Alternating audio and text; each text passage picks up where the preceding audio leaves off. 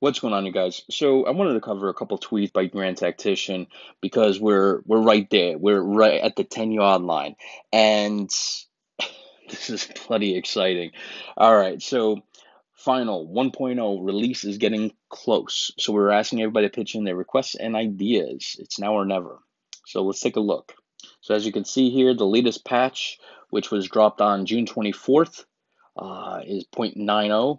So we're literally just zero point 0.1 from the full vanilla version of the game, the full final release version that will take us out of early access.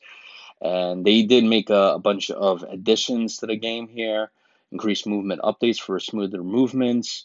AI does not use trains, fixed AI that does not use train, sea, or river movements. Commanders now gain experience through service, although less than through battles. Reworked AI army deployment for recruitment. So lots of fixes, and a couple of new updates. Another tweet they posted, we have a fresh new patch focused on delivering more info to the player. Take a look here. And here we got field manpower. So this is nice. This is going to give you like a heads up of how many troops you actually have on the field, right? In, I'm assuming, all theaters. And here you can see latest changes in manpower due to attrition, return to service due to casualties, volunteers available that you can add, drafts, current length of contracts. So nice little bit of information, kind of give you a heads up on what's going on. All right, we have the last tweet here. Connected supply depots show more info. Railroads are added as a list and can be constructed from there, plus show controlled IIPs. All this is work in progress. All right. So let's see what's different here. You can see these green dots here. That's either railroads or depots. Construct a railroad.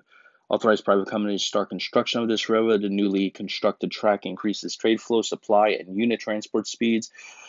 To speed up construction, the government can grant transport subsidies. Interesting.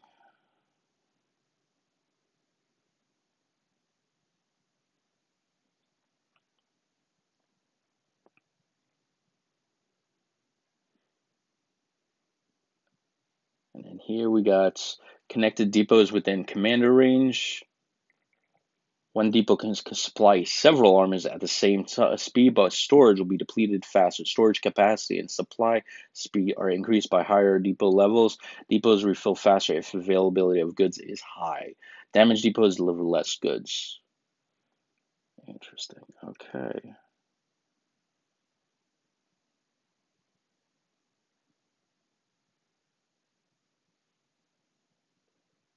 So that's a depot, I'm assuming, right here. That's sending supplies to the army of the Shenandoah. I really love the fact that you can do supply depots.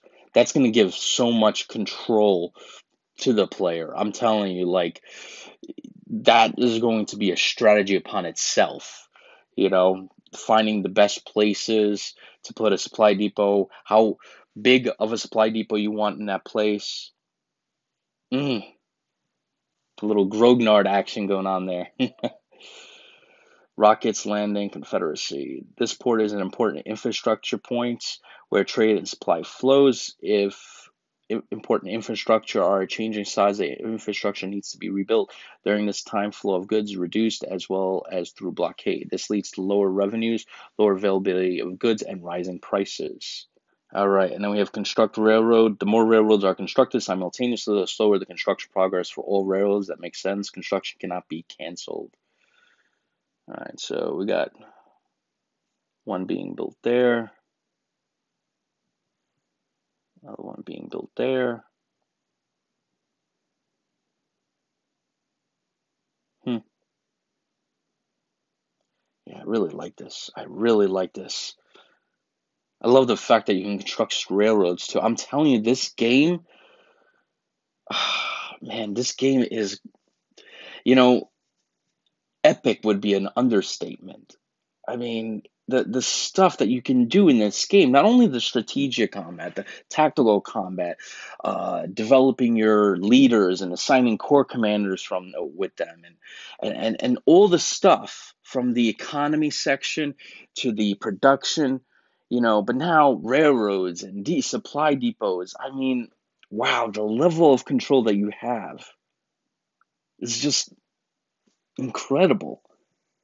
Honestly, I hope, and this is years off, but I hope once Grand Tactician finishes this game and they leave the game where they want it, that they go on to the next one, like they do other major conflicts like the American Revolution or, Napoleonic War or World War One, because their level of passionate art is just astonishing. And I think we would love to see this kind of craftsmanship in other major conflicts. So, wow, it's incredible. And I love everything Grand Tactician does. I mean, they're just incredible. I cannot wait to get 1.0 and just barricade myself in the room and just nonstop play.